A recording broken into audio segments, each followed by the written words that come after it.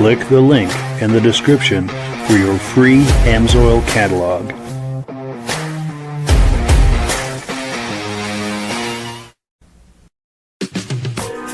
Before we get started, I'd like to give a quick shout out to some of our friends. The Eastern Snowmobile Racing Hall of Fame. Search for them on Facebook. Central Minnesota Pond Racing, some of the best vintage snowmobile racing in the Midwest. Crane's Snowmobile Museum, 172 Main Street in Lancaster, New Hampshire. The Vintage Snowmobile Club of America Quarterly Magazine. The New Hampshire Snowmobile Museum at Bear Brook State Park in Allenstown, New Hampshire. The Benedim YouTube channel, some of the best vintage snowmobile videos on YouTube. Ben's Vintage Mini Bike Podcast, the second Sunday of every month at 8 p.m. Eastern Time. The Muscle Car Show and Tell Podcast, every Wednesday at 9 p.m. Eastern Time. Second Chance Upholstery and Automotive, custom snowmobile and automotive upholstery in Derby, Vermont. I am your independent Amsoil dealer. Click the link in the description for your free Amsoil catalog. Lastly, if you decide to advertise with the Vintage Snowmobile Podcast, this could be part of your advertising message.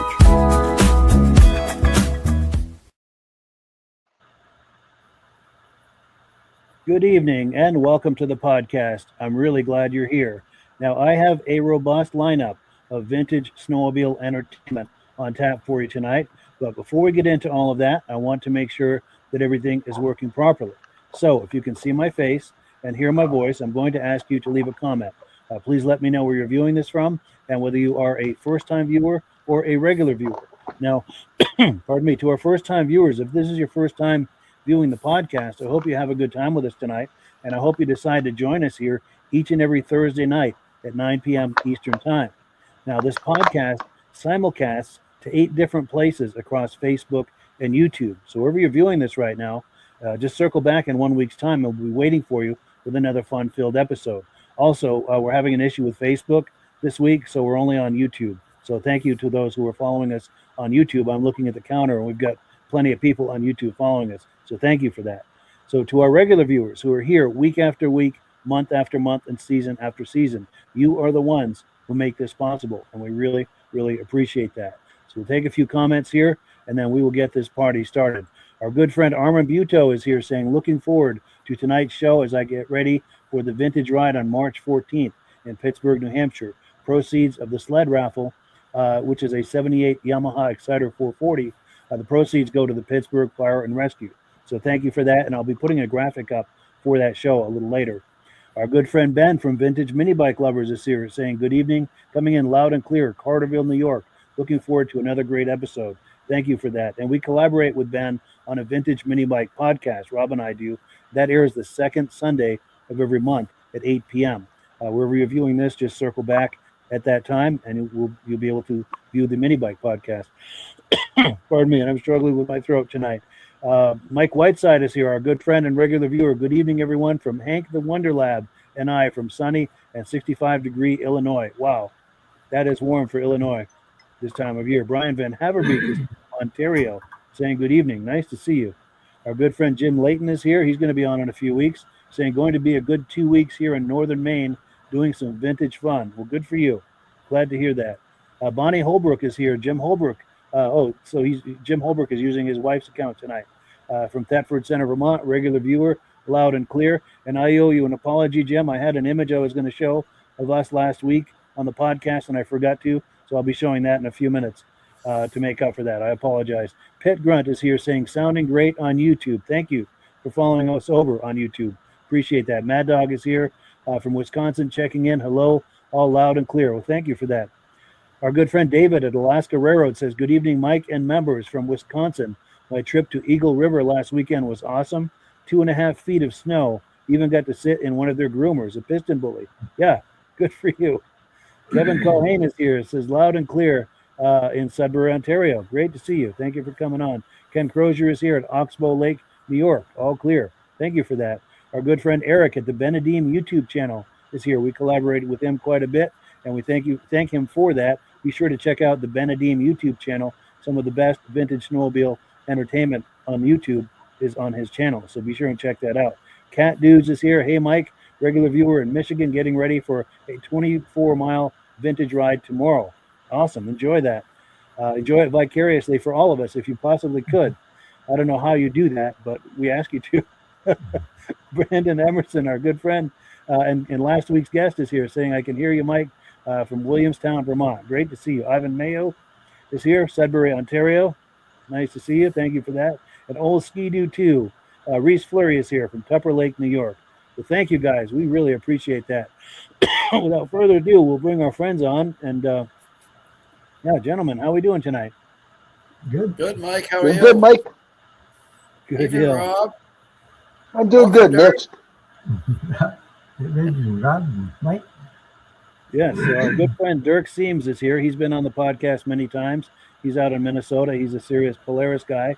And he's got some video clips that we're going to be looking at tonight from the Midwest Ride-In a couple of weeks ago out in Minnesota. Before we get into all of that, though, we do have something to report, and this is sad news. Bobby Dodge, who's a good friend to all of us in the vintage snowmobile community, has passed away. He passed away Sunday. He was on a vintage ride, and he had a heart attack. And I think by the time, if I understand the story correctly, by the time they got him to the hospital, he had passed, which is very sad. He was a good friend to all of us, but there is some comfort, I like to think, in that he passed doing something he loved. So rest in peace, Bobby Dodge. And in the second half of the podcast, we're going to be taking a bit of a deep dive on him, talking about him. And I've got a video clip and mid-tell some stories. So please stay tuned for that in the second half of the podcast.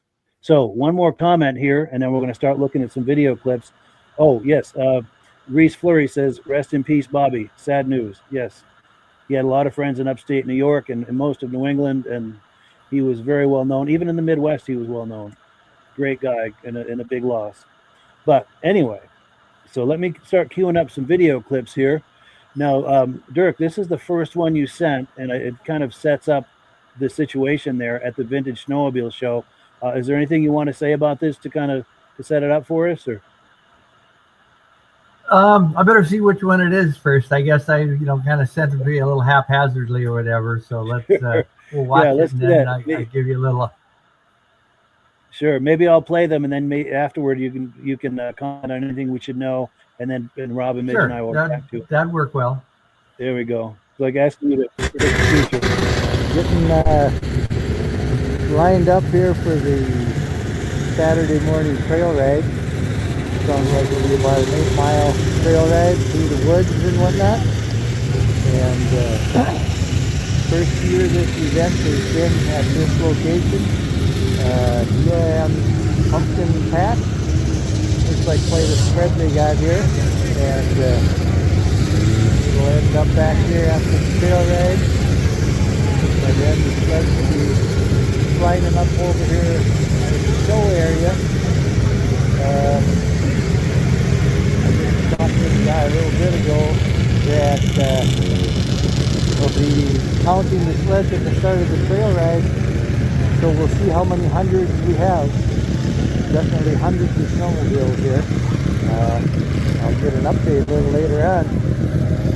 Today we've got 71 Colt 340, and my grandson Easton, he's on a 250 Colt. So we're colting it up for today. Hey Easton! Here we are. 71, and they is a 73 or 74. I got so many Colts I can't keep track of which is which anymore. But a little on the chilly side, but light wind and sunshine, so it should work. There we go. So anything to add to that, Dirk? Anything we should know? Well, I guess, just the, like I say, it was the first year of this event. We've been doing the event for about 35 years. And most of them are in a small town of Waconia, Minnesota, and then they moved around a little bit. But this is the first time at this site, and unfortunately, snow is, we were really short on snow, but they actually for the trail ride, they actually went and pushed snow from out in the fields and whatnot, and had the trails rideable. They could have had, there's more trails in the area. They could have done more riding, but they did an awesome job,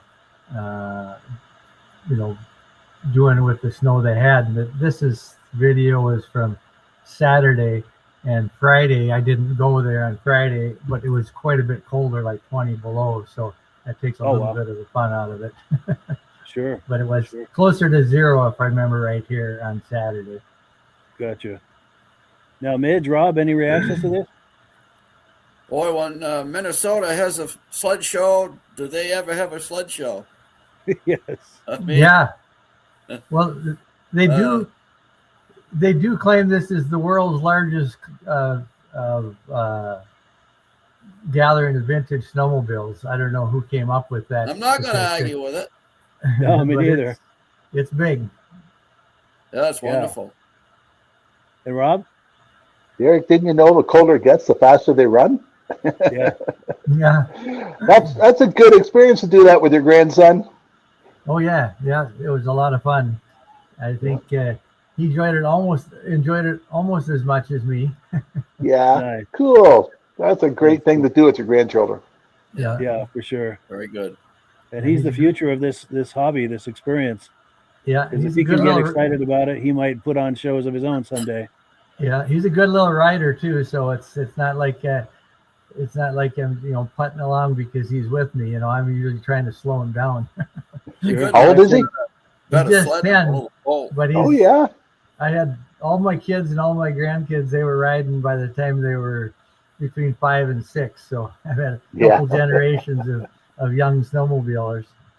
Good. Now we've got comments coming in. David from Alaska Railroad says he had a 73 Colt SS 340 that he rode for 3 years with 0 issues. Great sled. Very cool. They were. Good to They hear were it. a great little sled. Yeah. And we've got some more comments coming in about Bobby Dodge. Mike Whiteside is saying thoughts and prayer to Bobby's family. David from Alaska Railroad says, rest in peace, Bobby. God bless his family. Armin Buto says, no audio. Hopefully that's resolved. Let me know if that's still the case. Armin, I don't know that there's much I can do about it. It sounds like everyone else can hear, so I'm not sure what's going on. Oh, Mike Whiteside says, is this a hobby or is this an addiction? And when you look at that crowd, I think the answer is clear. Yes. Well, cool. Well, let me pull this away because we've got a ton of video clips to look at tonight. So we do have to keep this moving if we're going to get to them all. So let's look at this one, and then we'll react to it on the other side.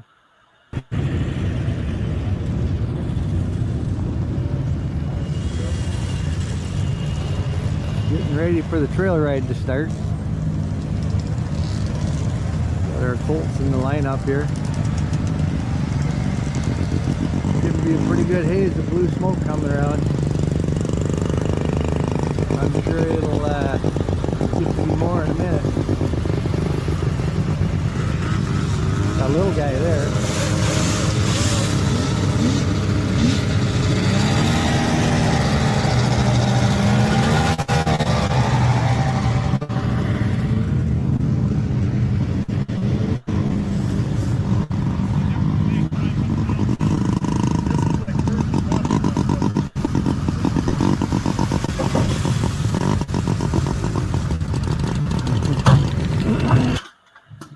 Good times right there. Cool to see that many. That little radio controlled. But anything to add to that, Dirk? No, I guess like you say, that little sled did catch my eye there, and other than that, I guess it isn't the greatest view of the quantity of sleds looking down over the lake there, but when there's going to be more snow, hopefully next year when they have it there, that lake is be a really nice addition just for somebody that isn't interested on a trail ride, just to go down and do a little riding locally. That's going to be a nice asset to the site, but it was glare ice this year. Nice. Was your trail ride just around the lake, or did you guys go through the woods and stuff like that? No, they actually went through the woods. There's actually Minnesota has lots and lots of snowmobile trails, and there's actually a few different trails that kind of converge in this area, but where they weren't able to really treat the trails with TLC and get some snow on them. We just didn't have enough snow, but so they actually call this event a ride-in, and that back in Waconia, that's what they used to do. People would trailer their sleds with like in 20 miles of the event and then ride into the sled or into the show. And they're trying to kind of bring that aspect of the show back at this site. So hopefully with some snow, they'll be successful with that.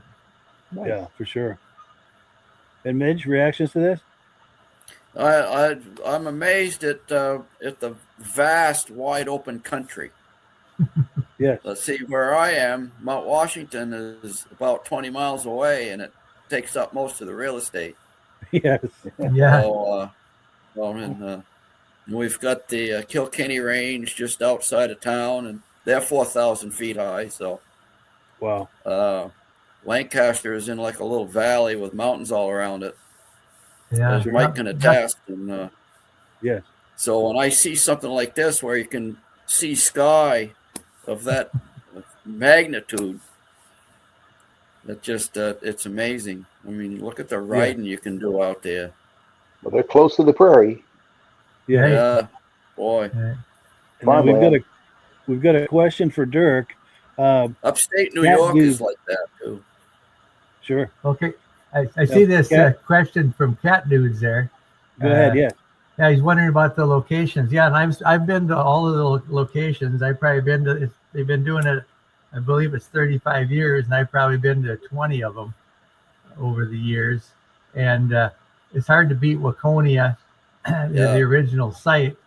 And when they first moved to ERX Park, that's a big speedway where they have racetracks and everything else there, and permanent concessions, and it's really kind of the Disney World of a snowmobile event. But partly, the costs got high, and then when the snow wasn't good there, it was kind of just a mud pit, if you didn't have good snow. And so I'd have to say I like Waconia the best, the original, but that's changed, that's grown, and it's just not practical to have it there anymore. And I loved ERX the first couple of years they were there, but then when I was there on some off years where they didn't have good weather and stuff, it wasn't the best. So hopefully this will be more like Waconia going forward, hopefully. Nice. Yeah. And then Steve McLean says, hear a wankle in the background. Well, Steve could pick out the sound of an engine. He's a absolute vintage snowmobile fanatic, would be an understatement. And he has a lake place close to me at Ottertail, but he's out from out in North Dakota. And so we never have problems finding things to talk about as far as old snowmobiles when he's at the lake. Nice. So good to see you, Steve. And then Mike Whiteside said, beans and corns in the summer. Is this an ag field in the summer? Actually, it's a pumpkin patch in the summer. Pumpkin patch. A guy. It was a family that owned a bunch of land there, and they were basically farmed, and then they kind of got out of traditional farming, and so they have a big venue there for hosting events and stuff. But they do the typical pumpkin patch, where the fall is their time where they're picking pumpkins, and they got corn maze and all this. That's kind of what it's called, Dean's pumpkin patch. That's what the venue is actually called. Nice. I wonder if it's a sincere pumpkin patch. That's an obscure reference to the Charlie Brown Halloween, where he talks about the great pumpkin, and you're only going to find the great pumpkin in a sincere pumpkin patch. The great pumpkin can definitely be found here. Nice. Well, good. So let me pull this video clip away here, and we've got some more to look at here. Okay, here's a clip of a trail ride. Let's take a look at this.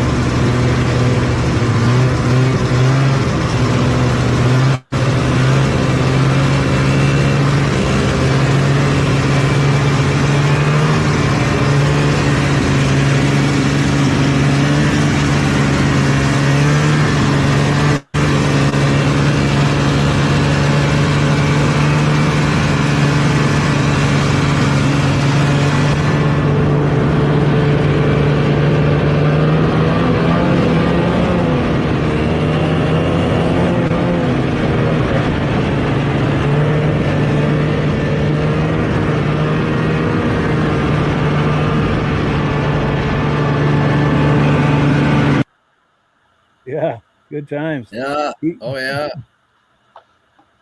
Yeah, he handles that sled pretty well. Yeah, he does.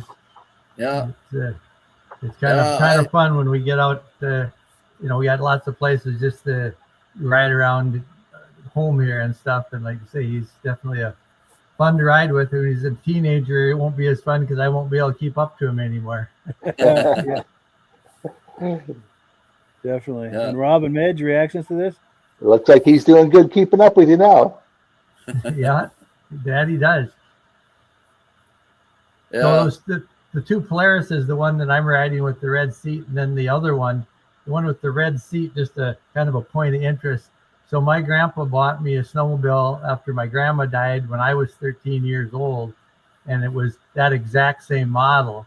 And I was looking for an engine for my original one, and then I found this one that someone had restored. So it's not actually the same sled that I rode when I was 13, but it's the exact same model. And I mean, yeah, they must have been about the same serial number off the line. They're identical sleds. And then the other little 250 single that my grandson's riding, I bought that from some people that I was just the second owner of that. And actually my three kids that are all grown basically learned on that sled, and then my grandkids. So it's pretty amazing that it looks as good as it does. Yeah, a lot of history. They're a tough sled, family. boy. Yeah. Yeah, they're a tough little sled. They sure are. Yeah. Yeah. And then Steve McLean is saying, Dirk, I think you need a greasy triple, he says. Yeah, Steve probably knows I do have a greasy triple. I just had it running in the garage today. I do have an old XLT. That's my new sled, an XLT, but it's getting kind of tired and whatnot. But I have been riding that this year. I get the most enjoyment out of my old Colts, though, to be quite honest with you. Nice. And then our good friend Eric at the Benedim YouTube channel says those trails look mint considering the low snow. Yes, for sure. Yeah, it was really impressive how they said they did. They went out during that week, and any drifts they could find, they pushed onto the trail, and then they ran the groomer on there. And I couldn't believe, because I wasn't even going to bring sleds, because that's what I go for, is the trail riding. I didn't think they'd have any snow, but they said, "Oh no, you'll be able to ride." So then I decided to take sleds. So yeah, that's impressive. Yeah. And then Moto Skiad, I hope I'm pronouncing that right, is saying, "Good evening, gentlemen. Nice to see you. Thank you for being with us tonight." Well, cool. So let me pull this away here. We've got plenty more to look at. Let's see, video clip 4. Oh, trail ride stop. All right, this is where they all stop and gather on the trail ride.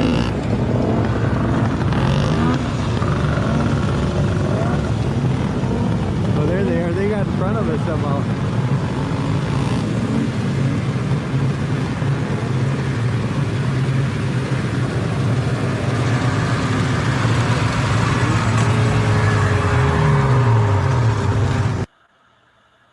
That's quite the pipe on that. Yeah, it is.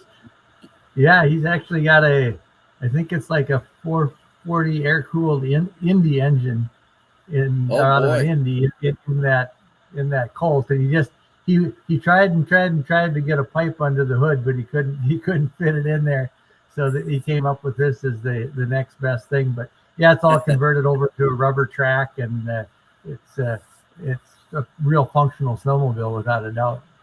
Nice. Some of the early TXs had pipes out beside the cab like that. Yeah. Yeah. Could you use them for heating up your meal on the trail? Yeah. Cook on it. The beans and hot dogs. Yeah. Yeah. Yeah. Wrap it up in aluminum foil and set it right on there. Yeah. Yes. Oh, and then David from Alaska Railroad has a question for you, Dirk. Wondering if you own a TXL. I do not own a TXL. I'm familiar with it, but no, I don't have a TXL. Trying to think. So a friend of mine's got a couple TXs, and one of them's an older, like a 70s, with the engine sticking out of the hood. And then his other one, he kind of, put like a modern suspension and stuff under there. And I can't remember what what model that started out as, but TXL I am familiar with, but do not have one. No. Sure. And then we've got a comment from our good friend Ben at Vintage Mini Bike Lovers. He's saying, "Rest in peace, Bobby Dodge. A traumatic loss, but I'm praying for his friends and family and all of those involved that they can find solace knowing he passed on doing something he loved." Yes, absolutely. Oh, and this is Moto Ski Ad is Glenn Ford, our good friend Glenn Ford from Vernon Center, New York. Nice to see you, Glenn. Cool deal. All right, so let's pull this away. We're going to do one more, and then we're going to do announcements and AMSOIL, and we'll get right back into it. Okay, here's the trail ride road crossing. Let's take a look. I don't know.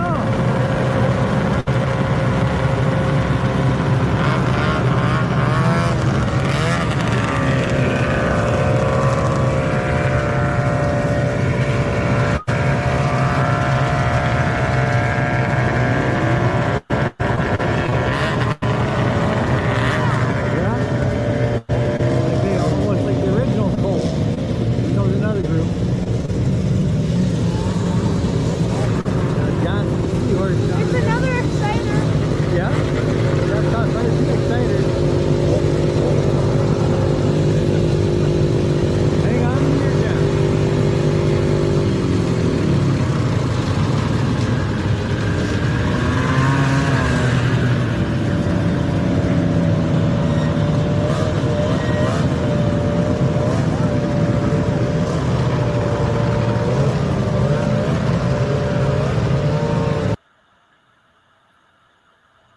Yeah, some nice drive-bys right there.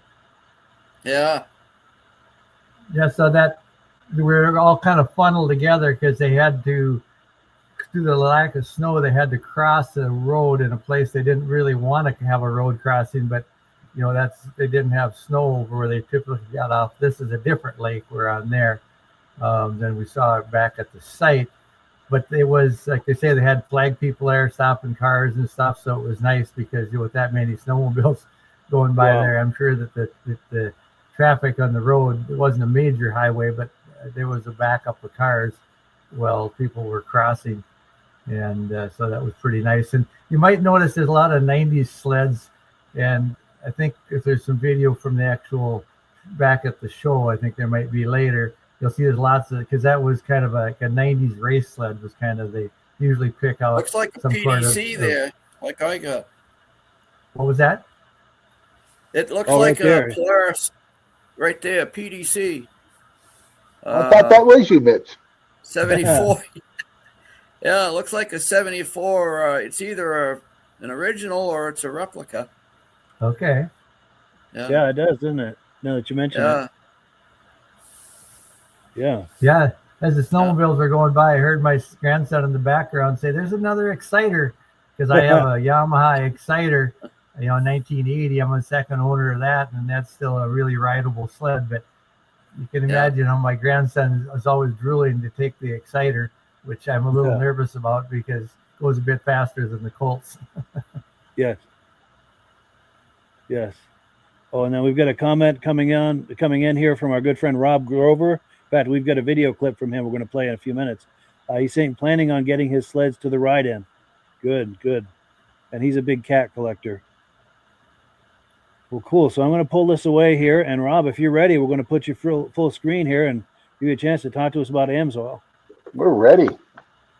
Hey, a number of times we talked about all the benefits of the engine oil, the engine oil, the 5W30. We've also talked about all the different kinds of two-cycle oils AMSOIL has in the benefits.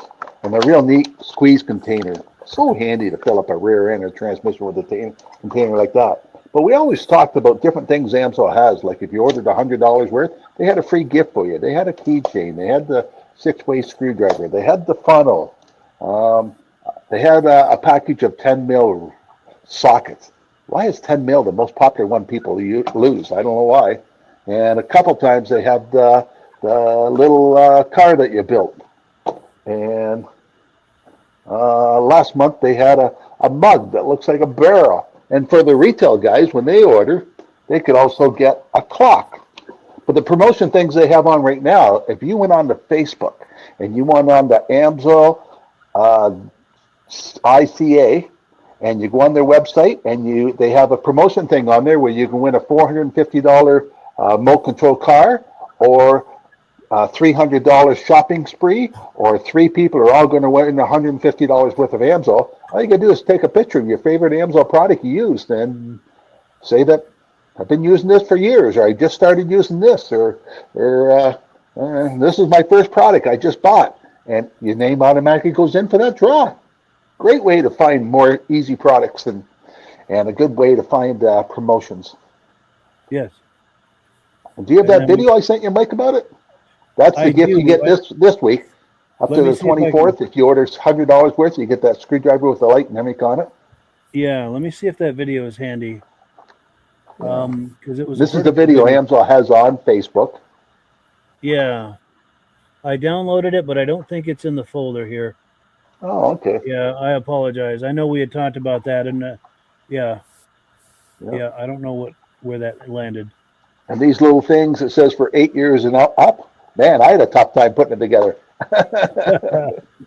75 pieces. Wow. But we do have this. But if you go on the Amsoil on Facebook, Amsoil ICN, Amsoil Inc., and that's the home page. The ad's right on there. All the racing information's on there and everything. But you just click on and do a little comment about any kind of product you use, and your name automatically goes in the draw for all those prizes. Nice. Well, cool. And also, if you want a free catalog, there's a link in the description. And we ask you always to use my referral number that you'll see in the description. That way, Rob and I get credit for it. I'm signed up as an Amsoil dealer under Rob, so when you order through me, he and I both benefit. And Amsoil is how we pay the bills around here. He loves. I have a real neat T-shirt that says, "I love the smell of two-cycle in the mornings." Yeah. Gotta love it. Well, cool. Back to the video, Mike. Yes. So a few announcements. I neglected to do this last week, and I apologize, but our good friend Jim Holbrook, Midge and I ran into him at the Crane Show last weekend, had a great visit with him, as we always do whenever we see him. But it was great to see him, and we had this Kodak moment here. You can see the wind and the snow going by in that photo. It was quite a day, but always good to see him. And what was the other thing? I've got a video clip from Rob Grover that I'm going to play. He's a cat collector, and he sent me this. Let's take a look at this, and then we're going to spend a few minutes talking about Bobby Dodge. But let's take a look at this video here from Rob Grover.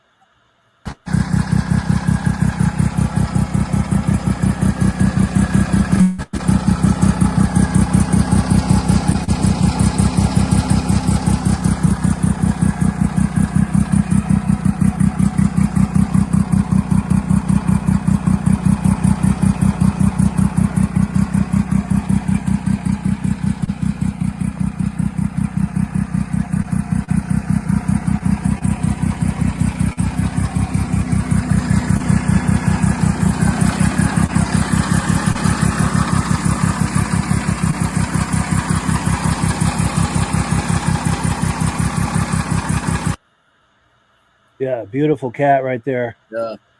Yeah. But reactions to that, guys? The fit and finish on those cats were unbelievable. Yes. It's true, because from 72 to 73, the cheetah and the panther, for that matter, totally different body style, and they really step it up a whole. They did. Several levels. Cadillac of snowmobiles. Yes. Yeah. Yeah, they were one of the top sleds of the day. Yeah, it was. For sure. Yeah. Well, cool. And we thank Rob Grover for that footage. We appreciate that. Always good to see cats, for sure. But, I wanted to spend a few minutes talking about our good friend Bobby Dodge, who passed away on Sunday. Good friend of this community, and definitely one of one of this community's finest, I think is the way I want to say it. It's a big loss to lose him. He wrote for the Vintage Snowmobile magazine. He was associated with the New Hampshire Snowmobile Museum. I think he might even have been a board member, but don't quote me on that. I'm not certain exactly what the relationship was there, but he was associated with the museum. And I know Midge has some comments about him. Midge knew him quite well. Yeah, Bobby came with the New York group back in 2014 when we had our 50th Grand Prix reunion race. And after the racing was all over with on Sunday afternoon, I had a sheet of paper in front of me, and I was trying to pronounce the names of some of these New York racers that had won there. And Bobby came up, put his arm around my shoulder, and he says, Midge, he said, you having trouble with that? He says, listen, he said, I know all these guys. If it's okay, you know, I can do this for you, and not a problem. I says, Bobby, have at it. So I handed him the mic, the piece of paper. He knew all the names. He knew how to pronounce them, and he made it look easy. Ed Stab came up afterwards, and he says, "Oh," he said, "I wish Bobby hadn't have done that, Midge." He says, "I apologize." He said, "He shouldn't have horned." I says, "No, yeah, you know, Bobby was all right." I said, he helped me out there. It doesn't matter who does the announcing as long as it gets done." Yeah. So and a lot of those names were hard to pronounce. So yes. Yeah, that's one of my memories I have of Bob. Nice. Yeah. And I remember him from Old Forge, New York in 2022 at the National Show. He and I were on the stage when they were having the award ceremony. He was one of the announcers doing that. And I was on the stage doing video, so I wasn't announcing or anything, but he and I were on the stage together doing the awards like that. And I've got at that show, I met up with him. I can't really call this an interview. It's just he and I just kind of joking around and visiting with each other. Just about a 2-minute clip here. Let me load it up. And this is just kind of a moment we had. I was out on the floor in the main hall doing video, and he came along and we just started kind of joking around. And yes, right here. Let's take a look. You still out here bothering people? Oh yeah, I'm harassing everyone I can find. So I say hi to Bob, guys. Hi guys. I get to do the sled that was never uncrated. Oh wow. So, yeah. How did I miss that? Well, no, we have a couple of judges to work together, so I'm waiting on my buddy. John Boy Walton owns that. Richard Thomas. Yeah, that's right. That's right. How about that? This sled, I believe, was at Boonville back in 2010. Wow. Yeah. You know why that was never uncrated? Because they never get snow on Walton's Mountains. See, you put it all together. Grandpa, yeah. But it was funny when this came out. There was a few of them. Russ Dio used to be a big chaparral and ruck guy, and Russ had a gorgeous ruck. He had it documented of it coming out of the trailer that had sat out in the woods for years. And I actually just saw Russ up at the Argyle show a couple of months ago. It was great to see him. He had the ruck, and it just seemed though when one came out, all of a sudden they were all coming out. A lot of crated stuff. So you got to really look at the packaging to see if it was real. Yeah, see if it's the real deal. Because you can fake that easy. Oh yeah. But that's impressive. They just got the skis strapped to the side and everything, and just like it would have arrived. And a lot of guys, back in the day, a lot of guys would take delivery on this to save themselves $20 for the set. Oh, for the set assembly, that's what it was for the assembly, and then it got to be $100 or something. And now look at the 2022. I'm sure that's a few bucks. A few bucks, yeah. I bet that's 15 to 20 grand easy. That's 20. That 20 plus. Roughly 20 plus. Wow, yeah, amazing. And that's Smith Marine. That's our biggest sponsor here. Oh, nice. So thanks. Yeah, let's give them a shameless plug. Oh yeah, Smith Marine, Old Forge, New York. Yeah, his grandfather owned this originally. So if you see him, he's an interesting guy. Nice. So, and do they do brands other than Ski-Doo, or do they have boats in the summer? I don't know what they do up here now. I don't know. I used to ride a lot in Old Forge, but the knees just can't do it anymore. Yeah. So I hung it out. Sure. So you notice I get to stand on a cement floor all day. Yes, yeah. Feeling that. Yeah, so good. Cool. Okay, man. Yeah, good seeing you again. See ya. Yeah. Yes. Yeah, good times with Bobby Dodge. Yeah. But anything more to add to that, Midge? Or?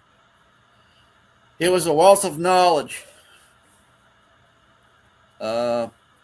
He's going to be missed, really. There wasn't too many people that didn't know Bobby Dodge. It's true. You know, he, yeah.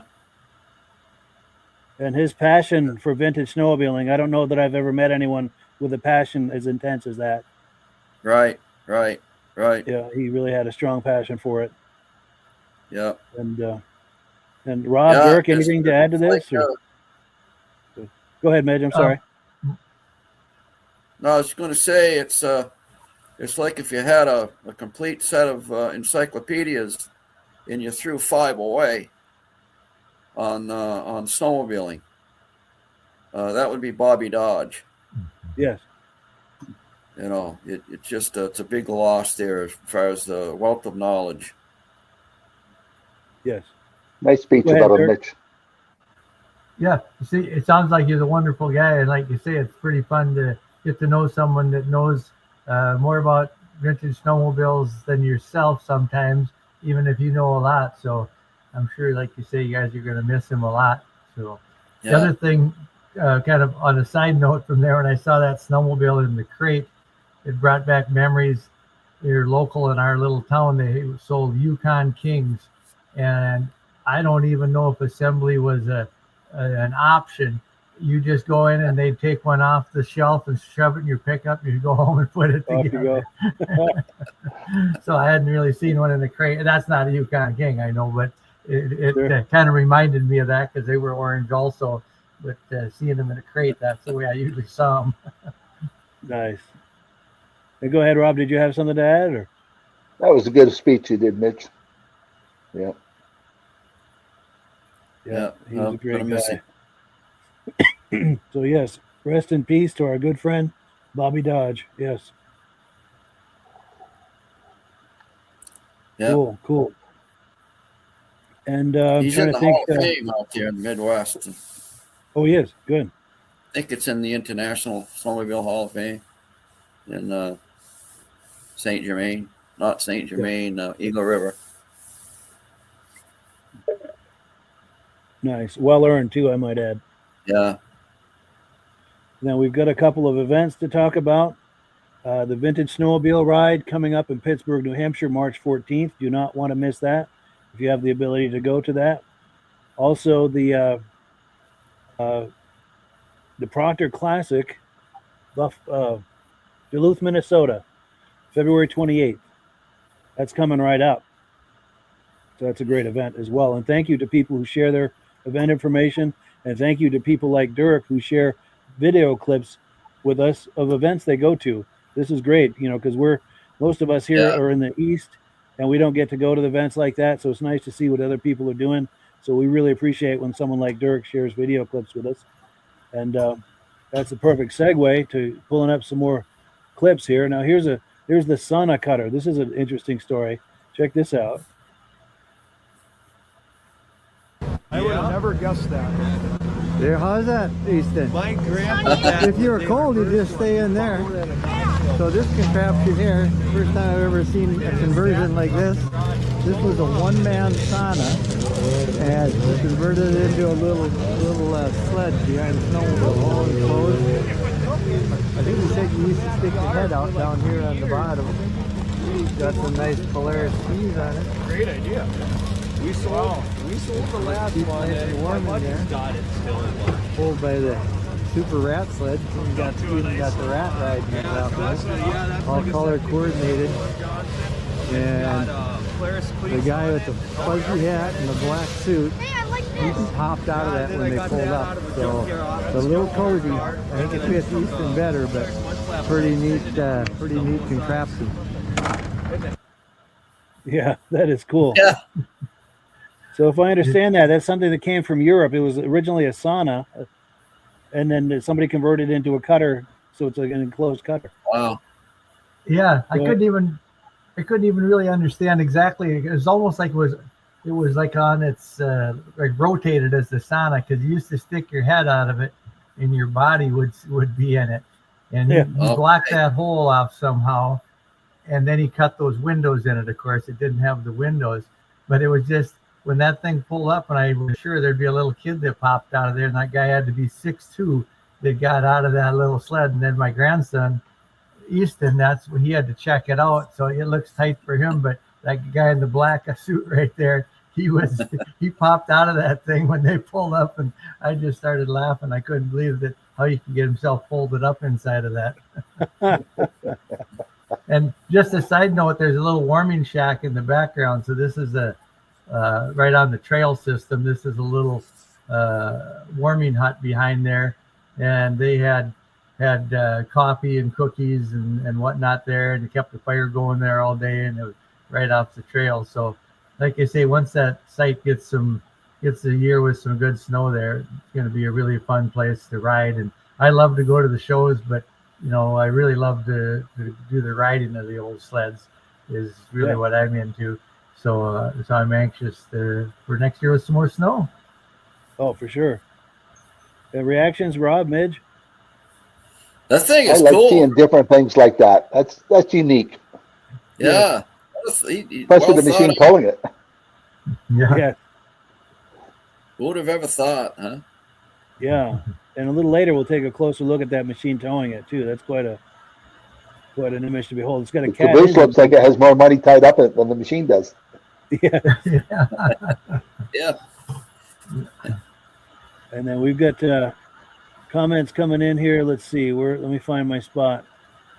Okay. So Cat Dudes says, I love old cats. I think he's reacting to Rob Grover's video. And let's see. Oh, and 11 Zome says, hi, Papa. Possibly reacting to the Bobby comments we were making about that's Bobby actually Dodge. Yeah, so that's actually my grandson that commented there, Easton. Oh, nice. Oh, nice. Well, that's Easton. Yeah. Wow. Hey, Easton. Cool deal. Cool deal. Oh, here we go. And he's Dirk is messaging him saying, hi, Easton. Have you been watching? Nice. Okay. And here we go. Rich Shad says, rest in peace to Bobby Dodge. Good evening, everyone from Cleveland, New York. Thank you for that. Old Skidoo 2 says he had a great memory and he had been everywhere. Talking about Bobby Dodge. Yes. Yes. Ken Crozier says, rest in peace, Bobby Dodge. Was just talking to him the week before at the Great Eastern Whiteout. Wow. Oh, here we go. My name is Easton Solom. I'm in Dirk's grandson, and that is me in the mini trailer. Very cool. He's a great driver. Yeah. Yes. Let me see if I can go in for a close-up. There we go. That's him right there. Yeah. Yeah. Nice. He's a YouTube sensation now.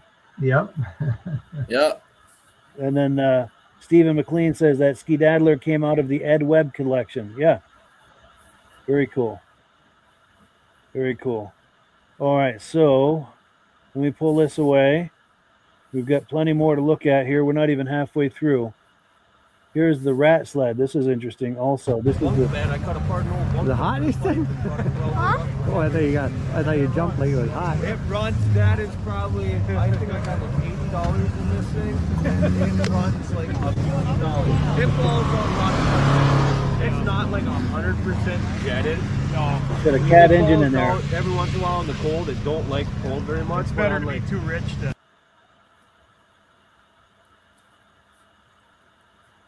Cool. Yeah, I was noticing that had a cat engine in it. Yeah. Wow. Yeah. So I was just going to say motor skis. Yeah. Oh yeah. So Steve, what's on the hood?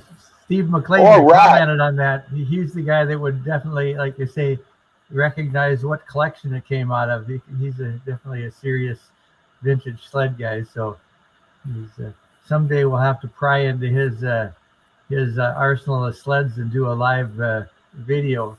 Someday, Mike. That would be awesome if we can talk Mike or Steve into doing that. Definitely, we should think about that for next season.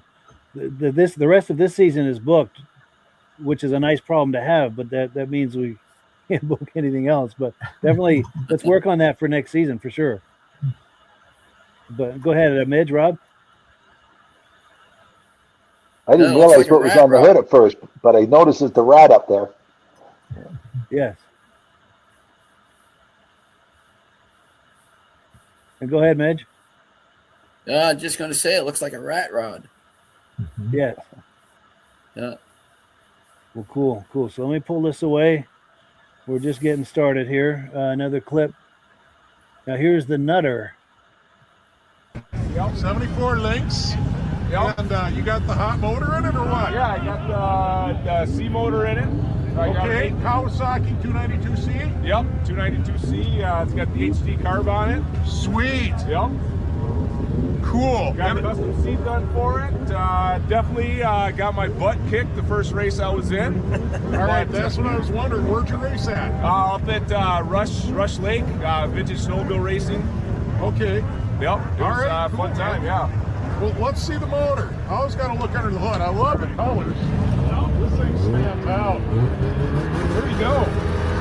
That's what we call a rib for her pleasure common duster. You want to show you the rib clutch. I wanted to show you my rib clutch. Yeah. And then, yeah, you can see they have to have an angle adapter for the carb to fit around the clutches.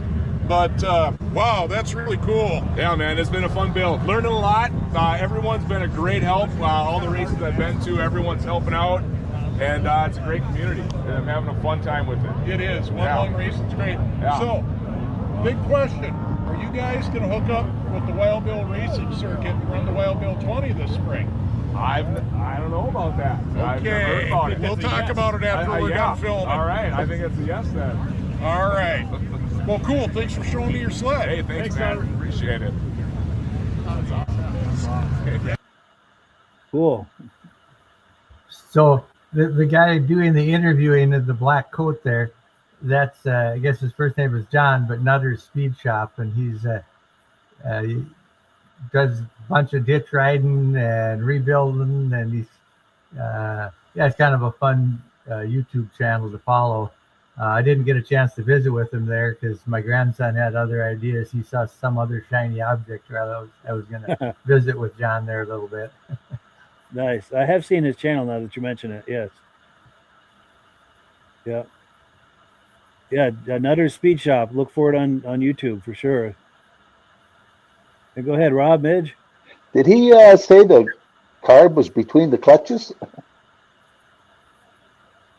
Yeah, I was wondering about that. Let me see. Yep. It was All right, fun cool, time. man. Yeah. Well, let's see the motor. I always got to look under the hood. I love the colors. This thing stands out. There you go. That's what we call a rib for her pleasure common duster. You want to show you the rib clutch. I wanted to show you my rib clutch. Yeah. And then, yeah, you can see they have to have an angle adapter for the carb to fit around the clutches. But, wow, that's really cool. Yeah, man. Gotcha. So an angle adapter to fit around the clutches for the car. Just a 45-degree angle for it doesn't touch the secondary. Yeah. Right. Yeah. Nice. Yeah. And in the background, there's a Chrysler. Oh, yes, the Snow Runner. Yes. Yeah. Good call. I did not notice that. You got good eyes, Rob. And then our That's good friend pretty Ben little is sled. saying, yes. Ben is saying, thanks for sharing these great clips, Dirk. He says, great to see the younger generation invested in the hobby. Yes. That is the future of this. Right. Right. I don't know, Derek. Did he invest or the grandfather did? Yes. Actually, the funny thing is, like I say, that snowmobile with the red seat was a thing that my grandpa bought me. So just think of my grandpa getting me a snowmobile in 1973. You know how many generations he's went through, and it's the same snowmobile for all intents and purposes. Yeah, history Wow, just repeats imagine. itself. That's amazing. Yeah. Well, cool. Here's another clip here. This is clip number 9 of 14. So we'll keep going here. This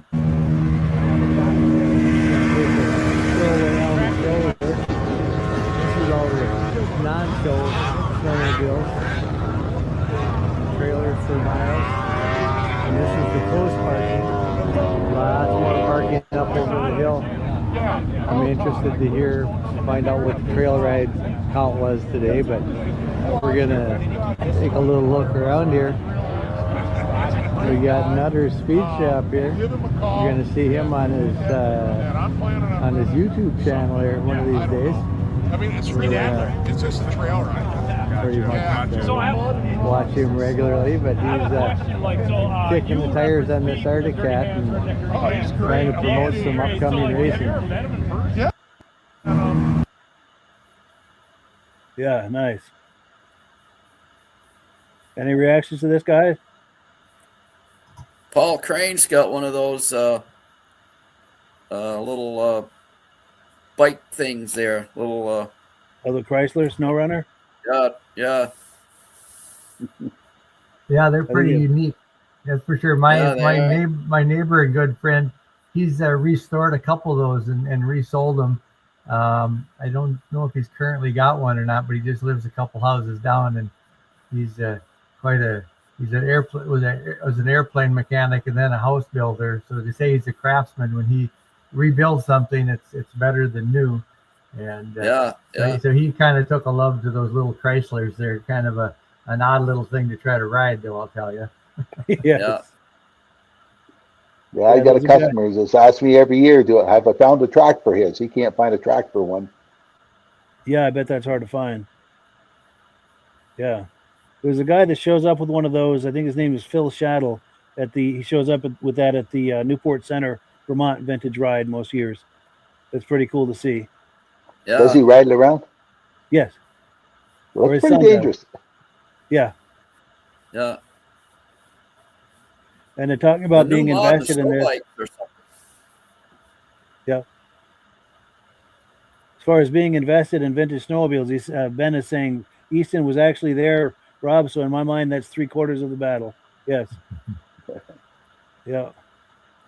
And then Mike Whiteside is saying, great show, fellas. And he's saying that because it's almost the top of the hour.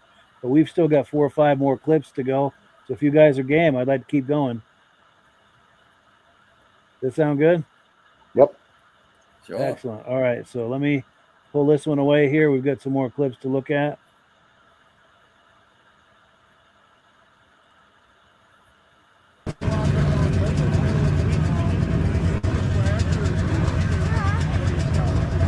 I don't know where they are. We're trying to keep an eye out. I got my hat on so they should be able to find it. Yeah. I'll give my... I go back to the mini sleds back there. Okay. Got my grandson Easton here. Guess we're going to go look at the mini sleds now. The sleds for this insane amount of sleds here registered in the show today. It's been a little cool here in Minnesota, but today at least the sun is shining and the wind is down. Still single digits. Yep, they're probably, they don't touch there, Easton.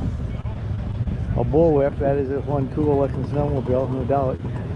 And what are we in? We're in the cross-country vintage racer unrestored. Wow, that's pretty crazy. That's an unrestored racer, the old bullwhip here. Looks like it's fully restored. So here we got a Colt 295, kind of a Colt guy. I see he didn't have any stripes on him either in 74. Thought it was just the 175s that didn't have any stripes. Looks like we got Valdi over here preaching.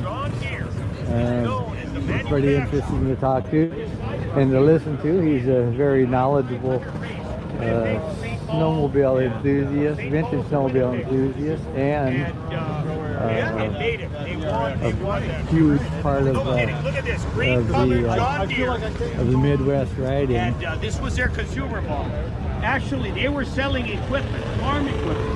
And if you bought a combine, you would get one of these, you know, as an extra for your purchase. John Deere's were considered very reliable, and they were reliable.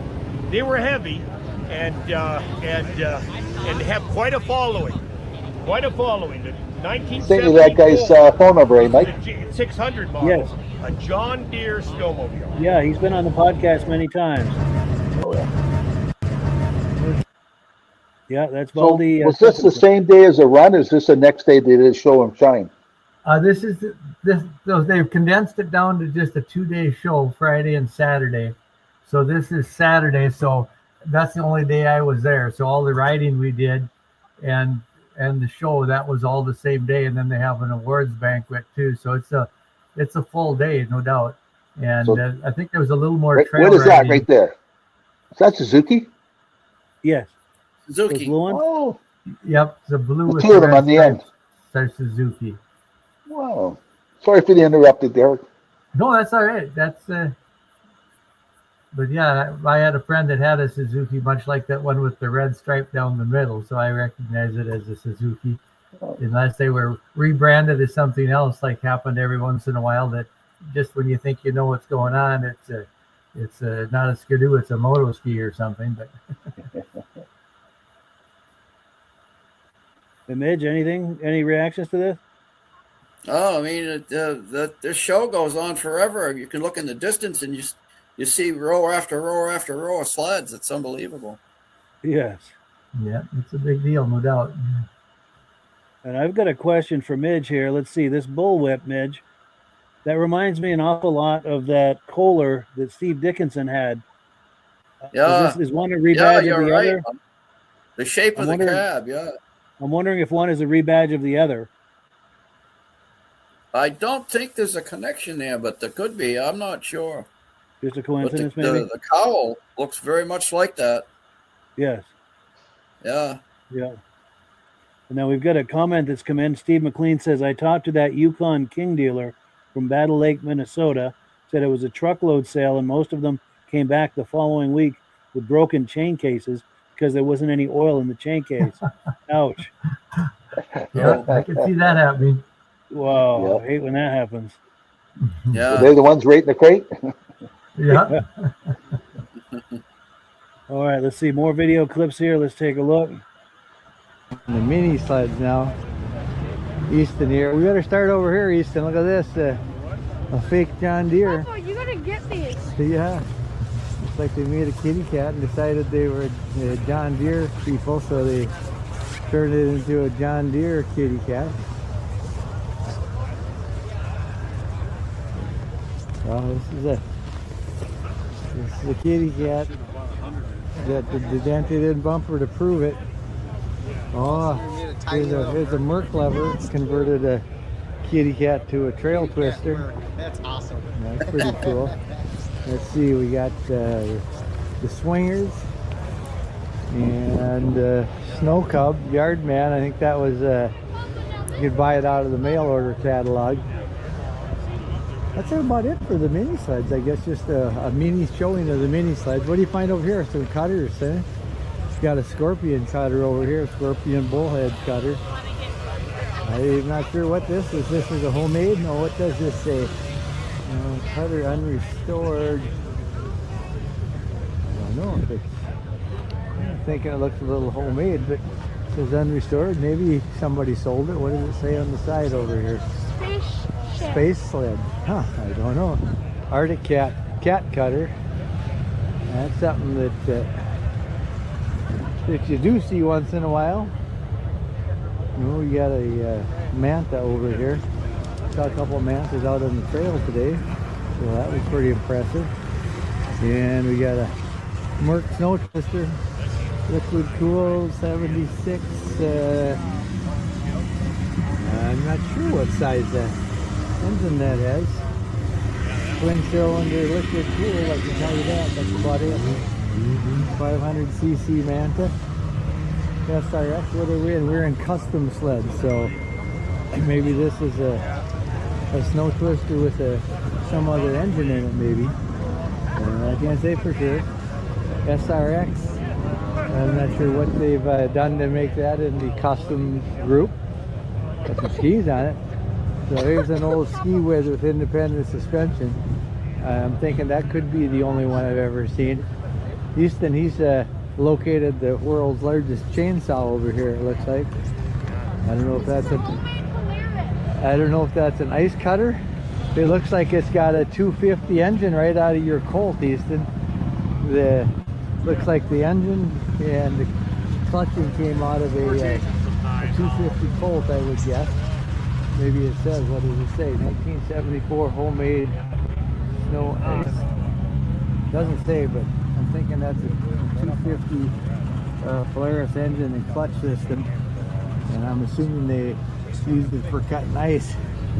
I would bet. God, if this don't look dangerous as shit, I don't know what does. So we'll look over here back to the custom sleds here. Well, here's a polished up Polaris over here. Wow, really looks pretty. AMF, a Yamaha caboose cutter. This is like a custom job, probably one of a kind from Oshkosh, Wisconsin. A lot of chrome. Well, you got to put your sunglasses on here. Looks like they spent hours polishing the tunnel.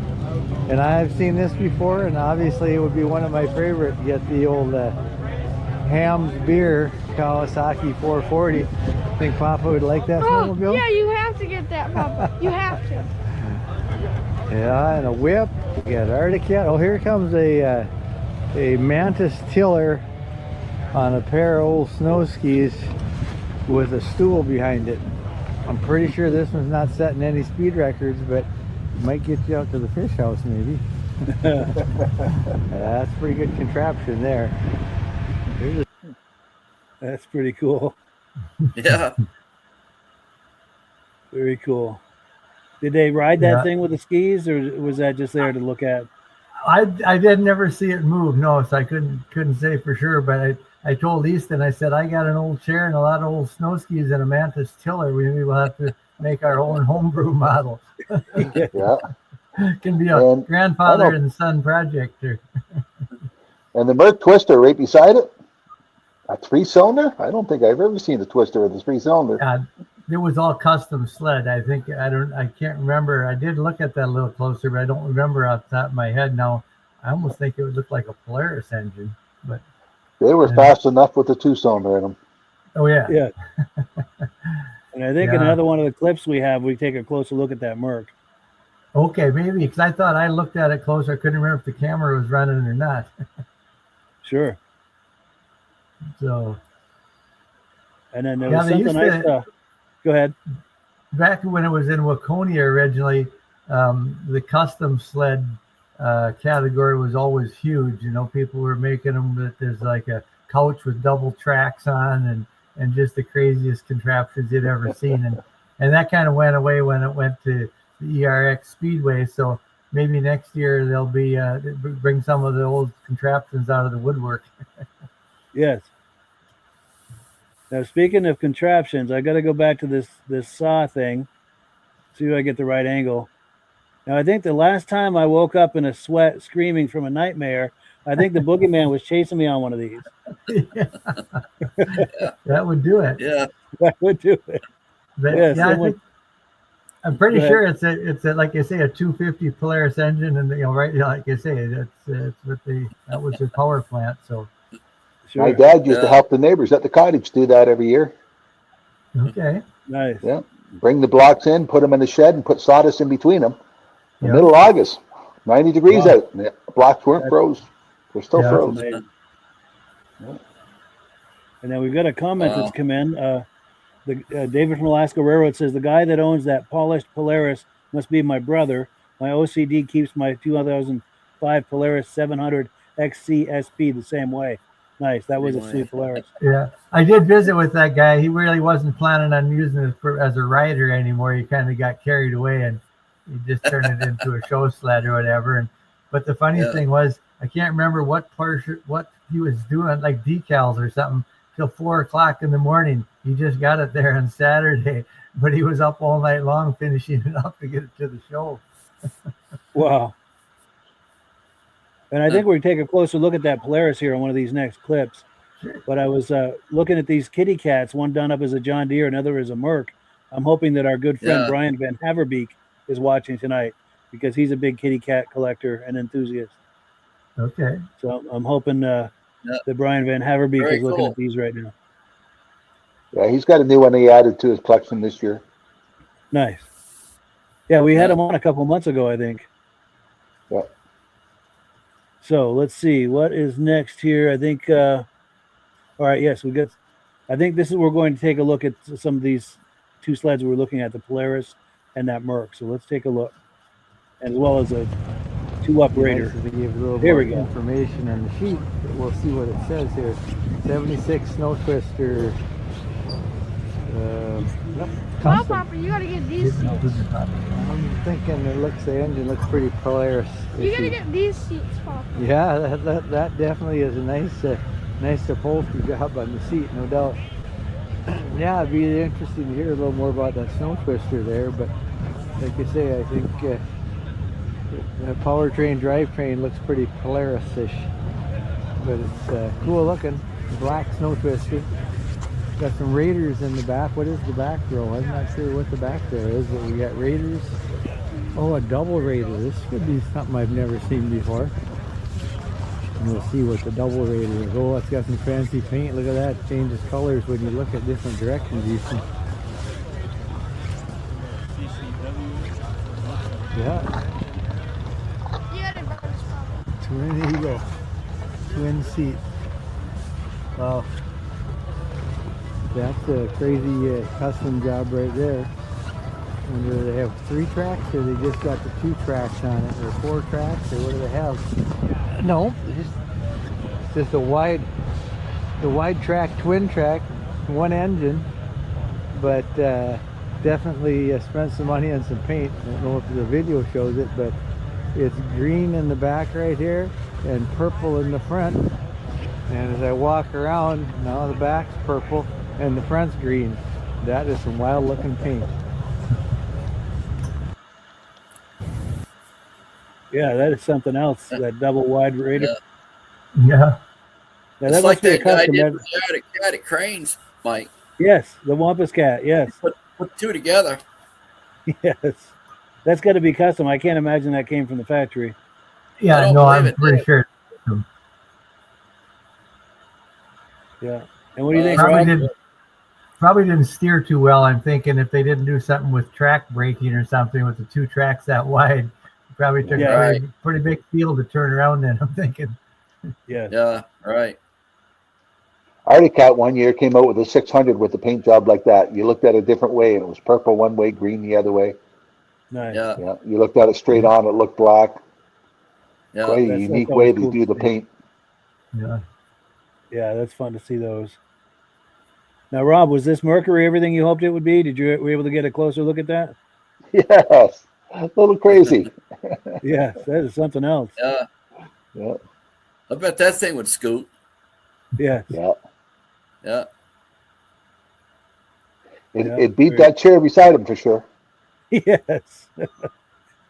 Yeah. Well, cool. Oh, and here we go. David from Alaska Railroad says the engine on that Snow Twister looks to be a Polaris 800 XCR engine. Thank you for that. I'd say it was. Nice. So let's see. 2 more clips to look at here. We're going to look at the ham sled now. Easton thinks this deserves a quick tour of the Kawasaki hams. Oh yeah. Whole Minnesota. I did visit with this guy up at Pequot Lakes. I think it was last year, and felt like he doesn't miss too many shows. Got a loud XLT cruising by. Head back down this way. Let's go over here, East, and see what we see. I want to check this map out. What do you see? What's that? What does that thing do? What thing? The thing that has like the letters on it? This thing? That's to adjust the timing on that. Oh, on the fly timing adjustment. Yeah. Oh. This guy seems to know something about it, huh? Yeah, it's my sled. Your sled. Yeah, you spent a lot of time polishing, that's for sure. Oh yeah. It's crazy. A lot of time polishing. Yeah. All these little brackets and mounts. So is she a rider or show sled only? Just a show. Yeah. I've never actually ridden it. So. Yeah, you kind of would hate to at that point, that's for sure. Yeah. I just got it done pretty much last night. Oh wow. You've been working on it, huh? Yeah. Putting the stickers on the hood last night. Yeah, looks awesome. Got in the house at 5:30 in the morning. So yeah, that's good. So what is that engine? Is that it's a 440. A 440. Yep. So, yeah. It's stock power plant for what it came. Yep. Just for the flash. Yep. And it has that for sure. Cool. Yeah, thank you. Very nice. Appreciate it. Yep, you bet. Yeah, very cool. You can see why my grandson said I needed that snowmobile. Let me put your full screen here. Let me see if I can put your full screen. Hold that. Here we go. Oh boy. Now, is that a vintage can? No, that's a daily drinker, that can right there. Oh, good. They still make that? Oh, yeah. Nice. That's cool. Well, Derek, I don't know what it is. Is that a brand of beer? Yes. Yeah. Made the, by what? Made by Ham's Brewery, and back in the day of the 60s and 70s, that's how Minnesota sports teams were financed, like the Minnesota Twins. That was their sponsor. So it's been a basically a local beer. They brew it different places now, but was almost extinct a few times. But I've done my best to keep it in business since I've been about 16. So Nice. So who owns it now? Budweiser or anybody big? no, it's still Ham's Brewery, but they Still independent. yeah, Nice. Wow. yeah. And back They in the farm day, it. they had a lot of collectibles. They had a lot of Ham's beer collectibles for vintage snowmobiles back in the day. Right. So the guy with the Ham snowmobile, the snowmobiling is a small hobby for him. He's a massive Ham's memorabilia collector from the Minneapolis area. No kidding. Yeah. So it looks like he'd be really into snowmobiles, and he is somewhat, but that's not his love. His love is Ham's memorabilia. Wow. So the mascot on the side is a bear? A mod pipe where now? No, The the mascot, the painting on the side, is that a bear? Yes, that's the Ham's bear. Ham bear? That's the logo. Yeah, when you get off it tonight, you Google the Ham's Brewery song, the logo from the 70s, and you'll probably, even though it was kind of a Midwest thing, it'll probably ring a bell. Oh, yeah. Yeah. And if you get on eBay and type in Ham's Vintage Snowmobile, you'll see all kind of memorabilia come up for that. Yeah. And does anybody have contact information from him? It'd be fun to have him on the podcast next season to look at some of that snowmobile memorabilia. Yeah, well, I think his snowmobile memorabilia that he has, you might be looking at. Most of it's, bar signs and Oh, I see. Ham's advertisements in general. So I don't Gotcha. know. I don't believe I don't think he has a lot of Ham snowmobiling memorabilia, but he's got a lot of Ham's memorabilia. Okay. Yeah. Yeah. And then I the did other visit question, with him, but I don't remember his name or anything. sure. Then the other question I had is David from Alaska Railroad was talking about this Polaris earlier, saying that might be his brother. So I'm wondering if he was able to get a good look at him and that sled and see if that is Dave's brother. I think he was giving his brother a slam for being so OCD and keeping, not one drop of oil in anything. I think so what he too. was- yeah, I think Yeah. that's what he was saying. He was just giving his brother a hard time if he happened to be watching. Oh, I see. Gotcha. All right. I misunderstood that. All right. We've got one more clip to look at. And this is the lineup of the winners, I believe. You got the winner's circle over here. I don't know if this, yeah. No, this is from this year already. They already did some judging. 1980 Arctic Cat Snow Pro 340. Whoops. Look at this Suzuki. That is pretty. And what class was that in? It was in the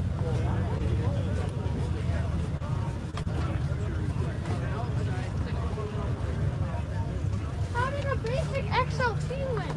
Yeah, I don't know. It's an XLT special. Pretty. Look at the mileage on it.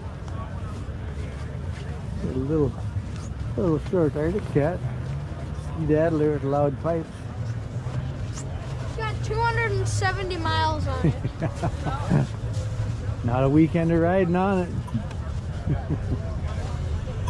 Yeah, it looks that way too. Look at this key fob. Yeah, don't touch them. Key fob. Yeah. You know how easy it would be to just start one of these up and just take Yeah, you'd probably start right up 200 miles on it. The skis start to look like new even. Yeah.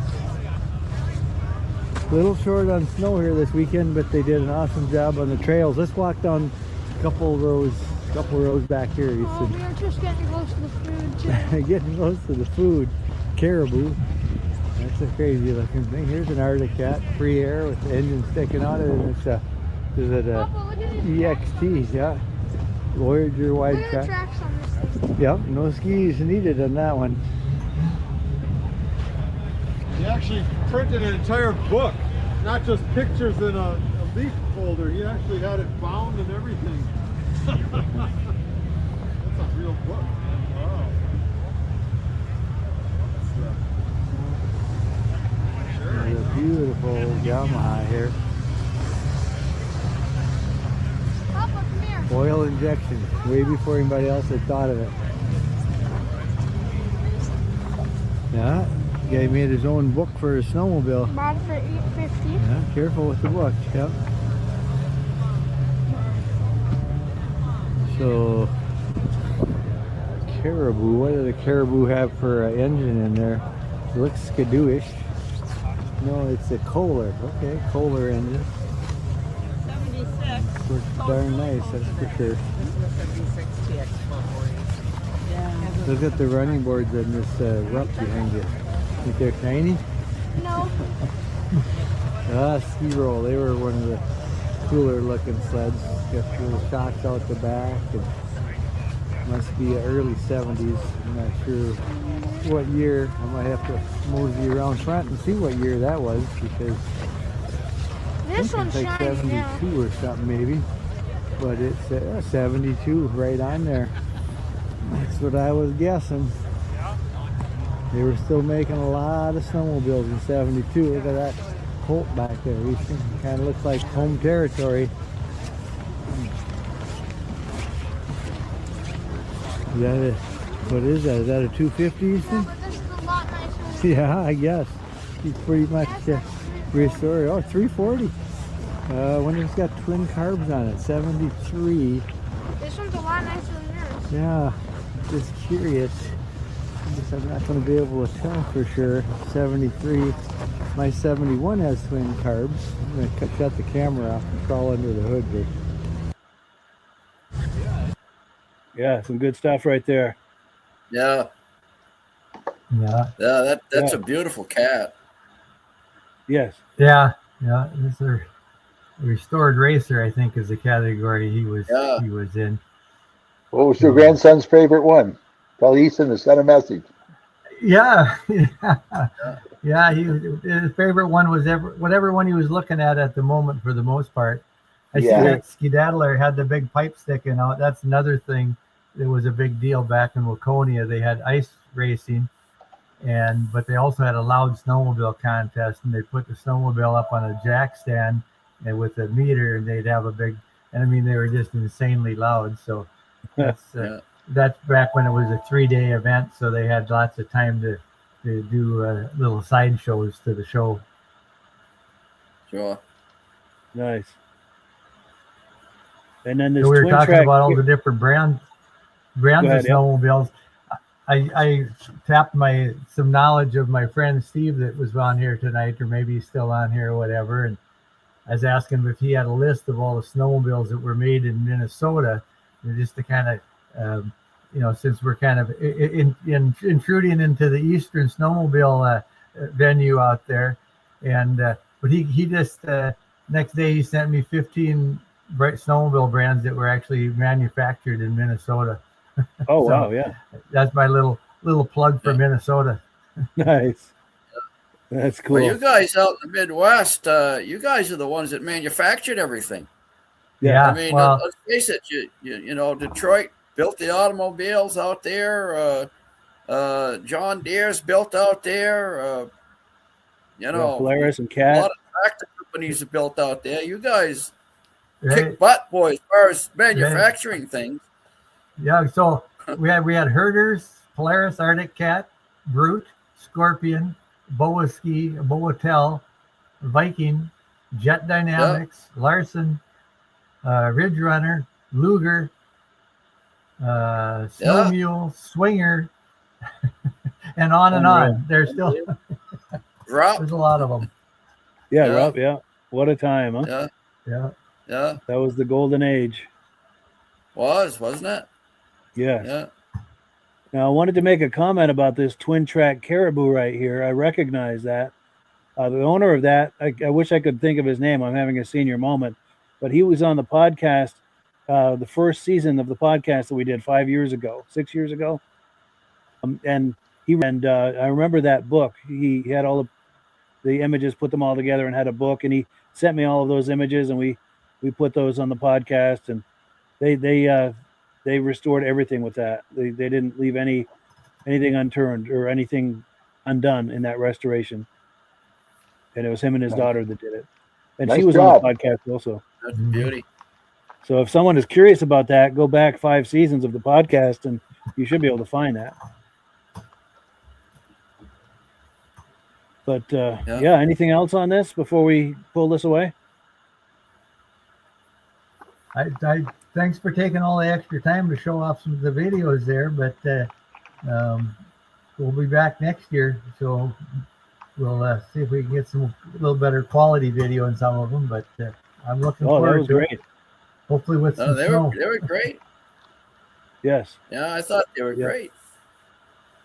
Yeah, and we really appreciate you sharing your footage with us, and that's one of the things I like doing with this podcast is we have the ability, if someone is willing to share footage with us, we can see what people are doing all across the snow belt in this hobby. Right. So I'm putting that out there to encourage others. If you're going to vintage snowmobile events like that, please take some footage and share it with us, and it's something we can all enjoy.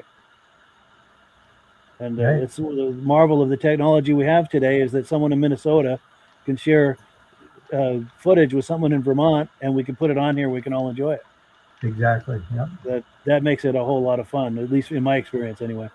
Yep, I enjoy that aspect of it as well. Been fun to see you getting to kind of know you guys over the airwaves here or whatever, and see what you guys are doing, and you're having as much fun as we are. I didn't think it was possible. Yeah, it's true. It's a great way for this community. We can all get to know each other and see what people are doing, and it's a gathering place for everybody who's into it. That's great footage. Yeah, you're welcome. Enjoyed it. Yeah, thank you, Dirk. Well, cool. So we're going to wind it down, and we're going to go around the circle clockwise here with final comments. Dirk, any final comments? Well, I guess we were kind of touching on it, but like you say, I certainly enjoy and try to catch the show every week. Sometimes life gets in the way, but I'm glad I stumbled across this several years ago, and I'm glad I can help make it a success for you guys. For sure. Yeah, we appreciate having you on, and you've been on many times. It's always good having you on. And we've got comments coming in. Mad Dog says, nice show tonight. Would like to make that show sometimes. Yeah, for sure. And David from Alaska Railroad says, nice show. And he also says that Midge was right. I misunderstood his comment earlier, or Rob was right. Yeah. But go ahead, Midge, final comment. Yeah, I enjoyed that colt ride. It was like I was right on the sled.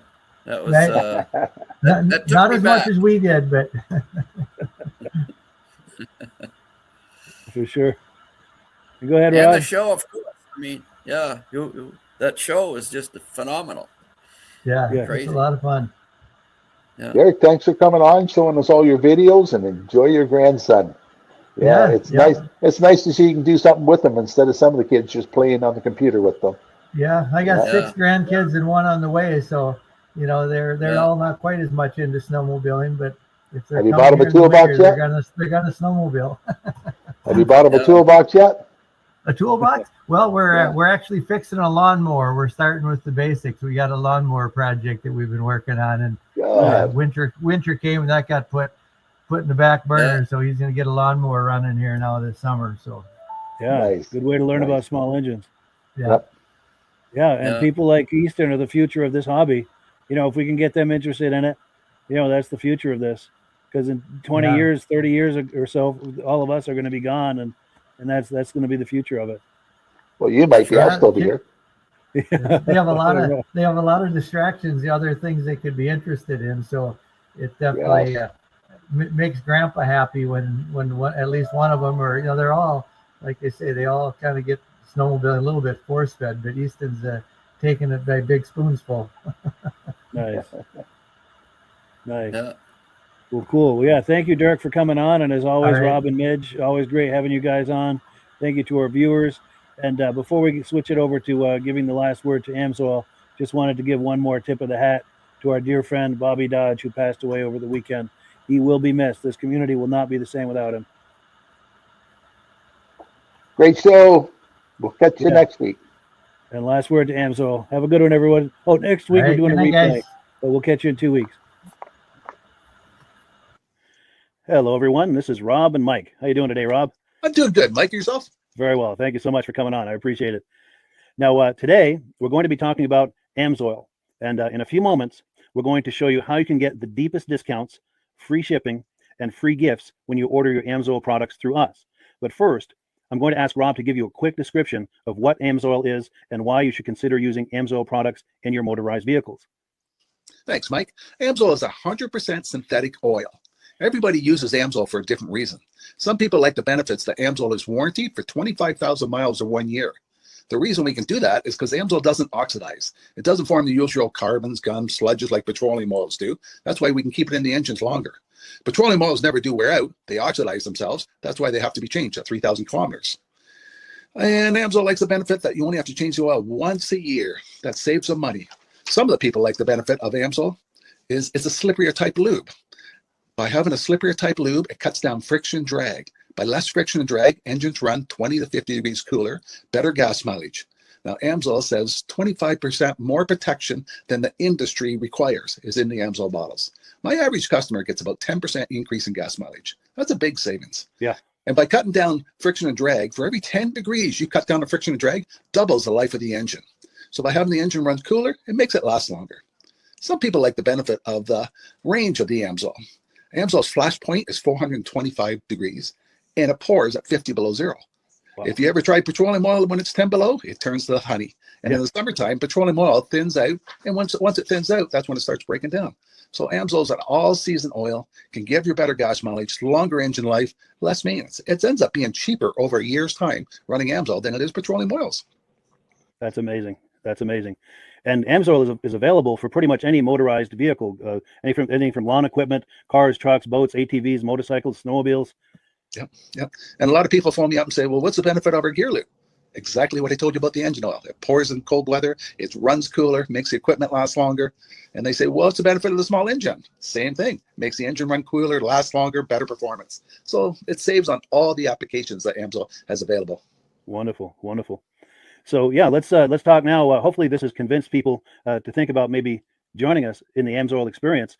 Let's talk about some of the discounts and free shipping and how that all happens. I'm going to pop a graphic on the screen.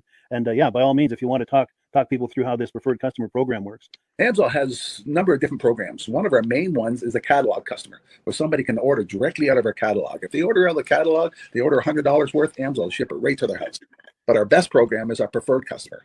For only $10 for 6 months, you become a preferred customer, you save 25% on all the product. You order $100 worth, they're going to give you free shipping.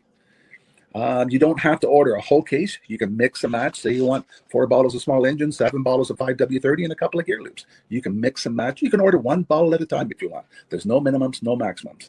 By being a preferred customer, you save over 25% on all the products you're going to buy.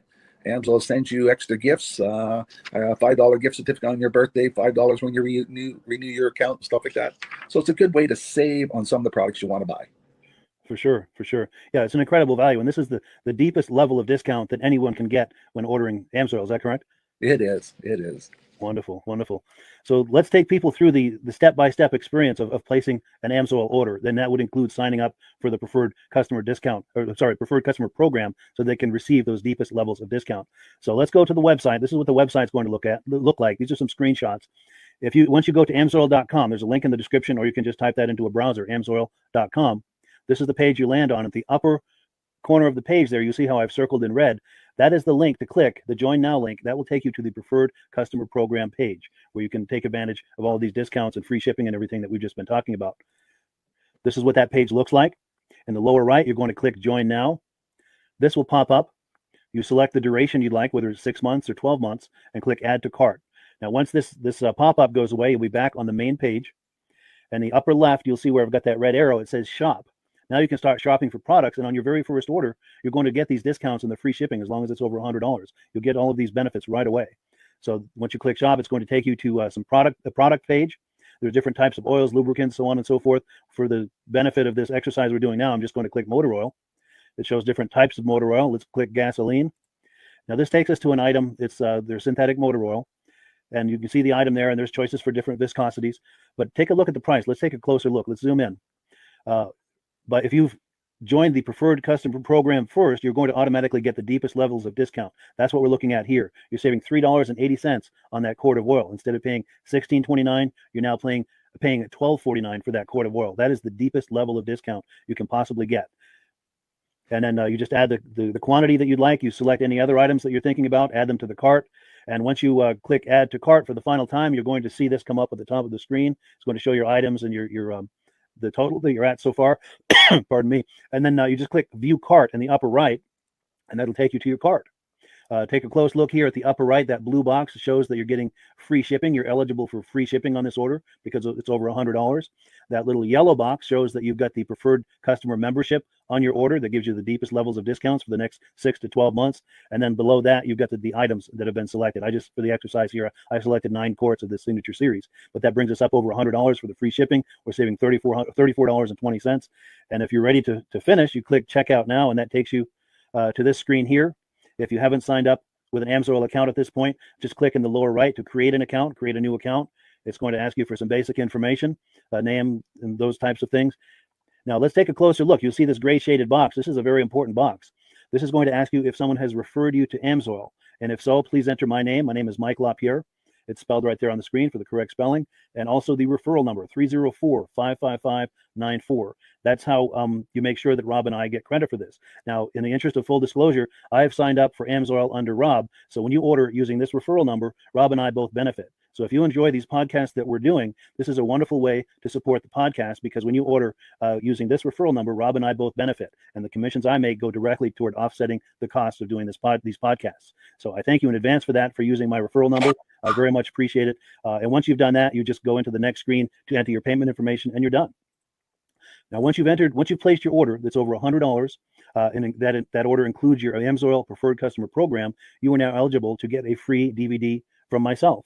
Now, this is going to be either a muscle car DVD or a vintage snowmobile DVD. Use the email address on the screen, wkspodcasts@gmail.com. Send me an email. Let me know which DVD you would like me to send you, the muscle car or the vintage snowmobile DVD, and I'll get that right out to you. As you're typing in that email, in the subject line, be sure and type in capital letters "free DVD requests" so it stands out as I'm checking my email, and we'll get that right out to you. So I guess the last thing, Rob, that we wanted to talk about is if someone is considering AMSOIL as a business opportunity. Yes. If anybody has a retail or a commercial account and they would like to buy directly from AMSOIL, just send Mike a line. He'll show you how to set up, and you can buy directly from AMSOIL. But if you are interested in starting your own part-time business, a part-time business that can grow into a full-time income, Mike and I will show you the AMSOIL marketing plan. AMSOIL has a large selection of products that cover almost every application. So it doesn't matter if you're into snowmobile, boating, or ATVing, or hot rods. We have an oil for every application. It's a fun type business that I really enjoy doing. Where else can I go and have fun and make money doing it? And Mike and I are here to help you all the way along. If you need any help on how to promote or to find new accounts, we're here to help you. For sure. So when you sign up under that number, this 304-555-94, you're getting Rob and I as a team. Now, Rob has been doing AMSOIL for 40 years. Can you believe that? 40 years. So he knows every aspect of this business, and he knows all of the ins and outs of the products. So he'll be able to help you with any kind of product questions or any kind of questions to show you the different business models that you can do with AMSOIL. And then the other thing that you get when you sign up under me is I've got a strong background in social media. So if you need some coaching on how to generate AMSOIL leads using Facebook and YouTube, I'm happy to coach you with that when you sign up under Rob and I. You get both of us as a team to help you, to coach you, to support you, whatever you need to get you off and running with this business and having fun with it. Like Rob said, it's an enormous amount of fun. If you're like Rob and I and you enjoy going to any kind of boat shows, car shows, motorcycle shows, snowmobile shows, anything with a motor, you like going to those shows, those events, those races, this is a great way to turn that into a income opportunity for you. Yes. And just by wearing my AMSOIL hat at one of these events, people come up and ask me about AMSOIL. People don't know where to buy it, and I'm there to help them, show them where they can buy the product. Perfect. Well, cool. Well, this is great. Any final thoughts, Rob, before we wrap it up? AMSOIL's a fun business. AMSOIL's been around since 1968. It was the first synthetic oil to be AI approved. Wow. Yeah. That's amazing. And that's very early in the game too, isn't it? Yes. For sure. Well, good. Well, thank you so much, everyone, for viewing. Hopefully, we've gotten you excited as we are about the AMSOIL products. We'd love it if you could join us either as someone who uses the AMSOIL products or to join the AMSOIL team as a business opportunity. And we thank you so much for viewing. Have a great day. You have a good day.